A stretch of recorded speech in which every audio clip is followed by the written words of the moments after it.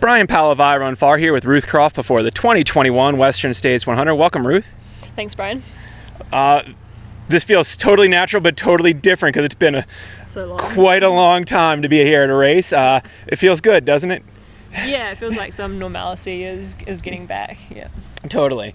But you've been over in New Zealand for much of this past year and actually got to race a bunch, or some, and ran really well at Tarawera. Tell us about that. Yeah, I've been pretty lucky. I went back to New Zealand mid-December last year, and COVID in New Zealand, we've had pretty much normal life, so races have been going ahead.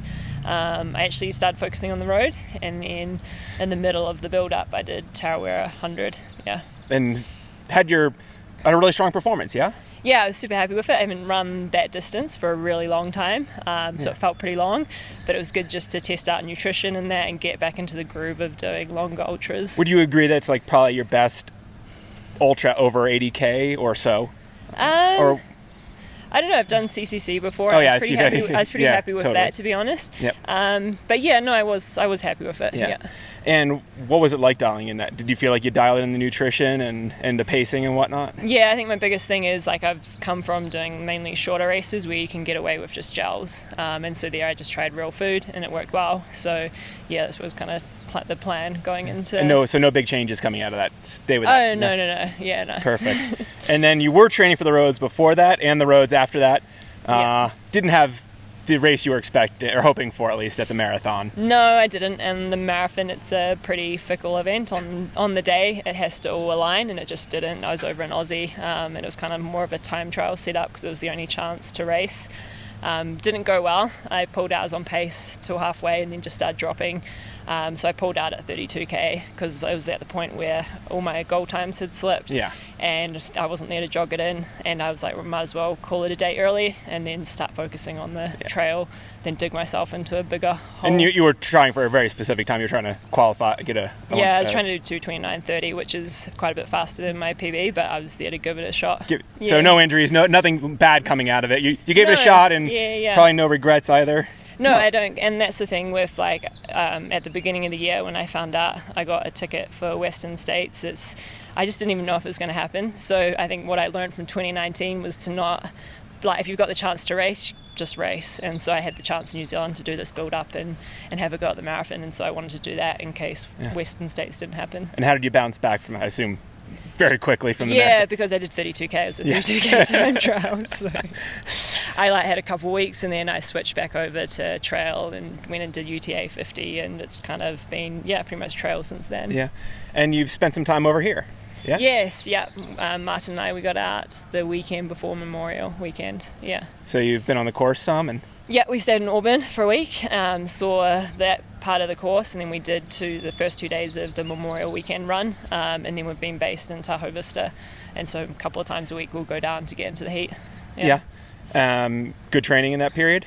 Yeah, it's been awesome. It's been good to mix it up between the Western States course and also around Tahoe area. Yeah, so you're not getting burnt out on the course? No, definitely not. It's something I didn't want to do, and I also haven't seen the first 30 miles of the course because I want to have a bit of a surprise on race day. I think that's a really great way to do it. Like you can dial it in and know where each rock is, or you can have the joy of the experience. Yeah, and that was a bit of Paul Lind also said. Yeah, he recommends not seeing the whole course too much. And sometimes when people come from, not just overseas, but from out of their region to be in an area before a race, it can be tempting to do too much. Did you keep yourself in check a little bit? Well, I've got a coach for that. So. And you listen to the coach? Yeah, I do. No, it's just I don't know. I just got to have faith in what I've done. And I was a bit concerned from the road, switching over to the trail that I hadn't had enough long runs. But I've had 6 weeks, and I think I've done all I can. I'm happy with where I'm at, and I definitely don't feel like I've overcooked it or anything. Yeah, and if anything, transitioning from that, this would be the 100-miler or mountain 100-miler to transition from that road background. It would be totally different, but I think Western States it's better suited, and also I've been training consistently since December, so there's definitely plenty of miles in the legs. But you're still pretty fresh? Yeah, definitely. Yeah.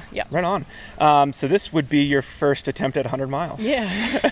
What makes you want to step up to a 100-mile distance? So the past 3 years, I've kind of just been doing the same races. I've sat around the kind of marathon 50K distance, and just ready for a change. I did start going down the longer route when I did Lavaredo in 2017 and just had a horrible experience and found I was chasing the hype more than what I was really being drawn to myself. And so I feel ready to step it up, and for me Western States is like the most logical step just time wise compared to going from like what I've been doing to say UTMB. So so you carry over that running background Yeah. and base. So it's a sincere, you want to try the 100-mile distance. What draws you to that? Well, it's just the unknown. Like for me, it's just I haven't been this kind of like intimidated or excited about a race since like the first time I ever tried like 50K. Or remember like the first time you do 100K. It's just like going into the unknown, and it's like it's the exciting part about it, I think. Yeah. And what do you hope to get out of the race, out of the weekend?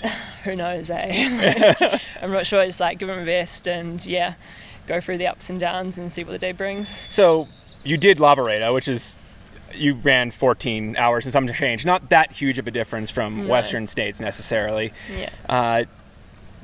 What would you change from, or what did you learn? Can you look back and learn from that Lavaredo experience to bring forward to Western? Yeah, definitely. Lavaredo went out way too hard, and my stomach went south early on. I think that's because I went out too hard too. And just like the build up to Lavaredo as well, I can't say I was that experienced as a trail runner, and I used to come from Taiwan and go over to Europe and just run long days every day in the mountains and not stick to my training program. Yeah. So I think that's another thing that I took away from that experience as well.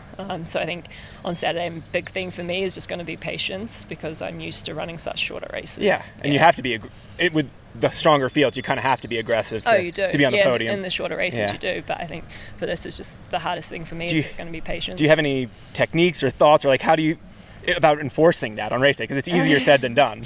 Well, I've got a good crew out there, Alex Farner and that. They'll be telling me if I'm too fast, but I know I won't be going out hard. You can control yourself in that. I can, because it's just going to be a sufferfest no matter what at the end, but it's going to be worse. Better to enjoy 70 miles of it than 17. Or exactly. Right on. Well, best of luck out there, and Thanks, enjoy Brian. your first 100-mile experience. Good luck. Cheers. Thank you.